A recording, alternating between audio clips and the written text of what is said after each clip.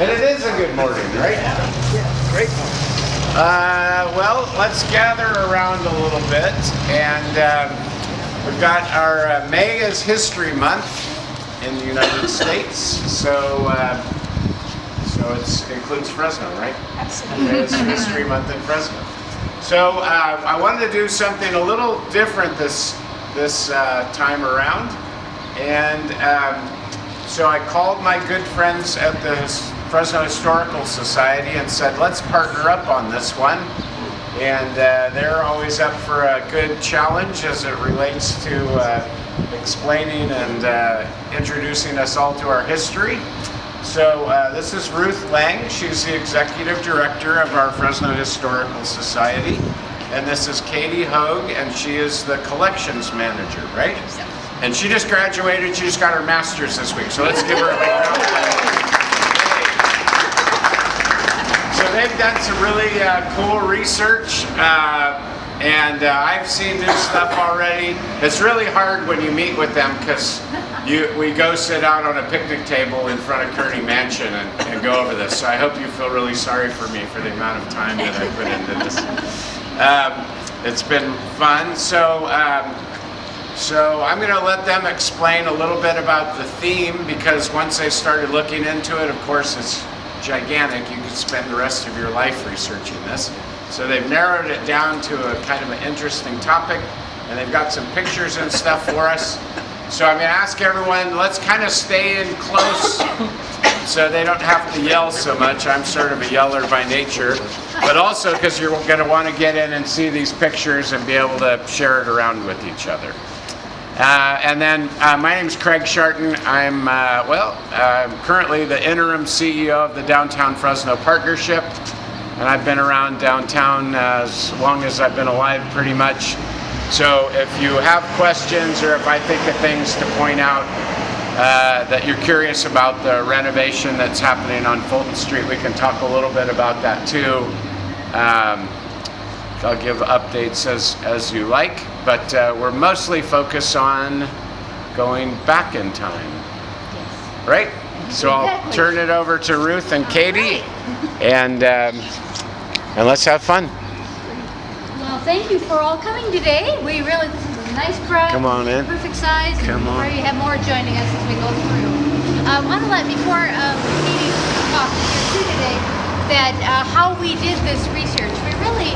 It's like cramming for an exam the last week or so, because we haven't had a lot of time to prepare for this, but it's been fantastic because we then really learn about, so if people call on the phone and want to know about a certain building, we have much more knowledge of it now because we had to prepare for this. And we had a number of different things. That's one thing that's wonderful about working at a historical society, because you have a number of different things at your disposal. We went to Sanborn maps. For those that don't know what Sanborn maps are, they're fire insurance maps. And so we have old ones from that date around the 1880s, 1890s, and then we have newer ones. And what they do is they do paste overs, so they updated the maps when the buildings changed. And the maps themselves tell about what the building is made out of, how many floors, type of thing like that. So you know the exact address and the footprint where certain buildings are. They're colored, color-coded. So she's got kind of an example a bit of a piece here. of one. This one's actually pre-Sanborn. It's the Dakin Publishing from the 1889.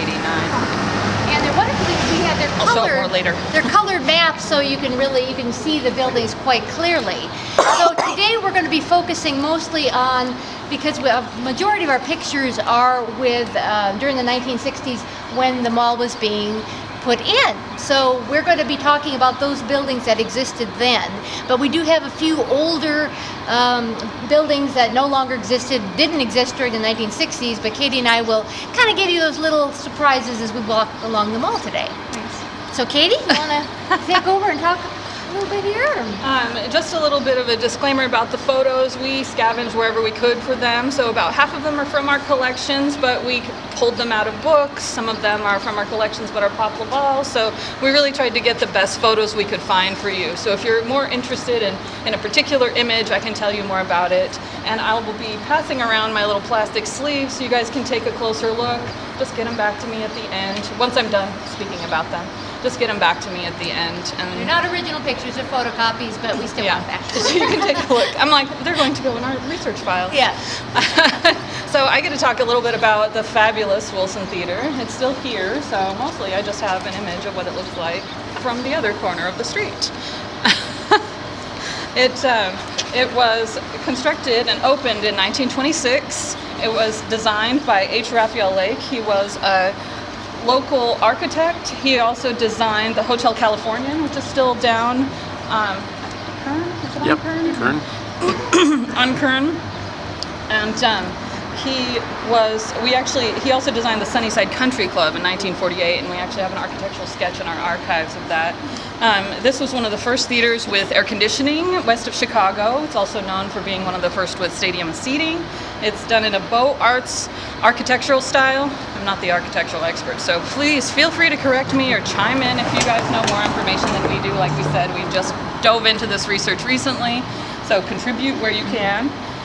It was one of the premier movie palaces until about 5 years later when the Pantages Theater opened and kind of overshadowed. And so I'll be talking a bit more when we get down there about the Pantages Warner's Theater. It is known for the Wurlitzer pump organ that it had, a beautiful, amazing organ that was used to play music during silent films. And it was moved to the Hayden Orpheum Picture Palace in Sydney, Australia in 1987. So it still exists, and you can find pictures on the internet of somebody trying to play it. I'm like, they didn't print out very well, so I didn't include them.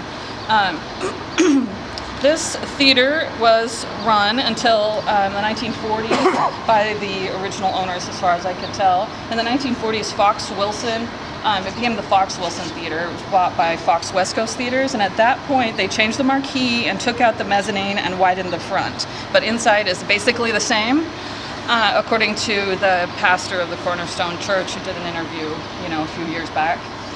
It was closed in August 1971, and from 86 to about 96, when the church took it over, it was a rock concert venue. And the church has really been great in preserving it, and I understand that they've invested millions in keeping it up and keeping it looking great. So it's great that somebody moved in here, because a lot of our historic buildings are vacant and don't have that kind of care. So it's amazing that they've kept it as pure as they had. And that's all I know about the Wilson Theater. All right. Fantastic. Where's our next stop? We're going to All right. heading down, and obviously towards the mall, and we'll be just stopping. We'll be walking quite a bit as we won't be stopping at every place, so otherwise this will take hours. But we will go ahead and just stop at certain parts, but other times we'll also be walking and talking at the same time. And if you miss anything and you can't hear us, you can certainly come afterward and ask us questions. So I know with the traffic it'd be kind of hard to hear. So we're going to head on. 1930s Wilson Theater newspaper advertisement. Oh, there's a advertisement for it. They were watching The Devil is Driving. The devil is driving. And now it's... Yeah. Well, let's head on down. We're going to go next to the corner.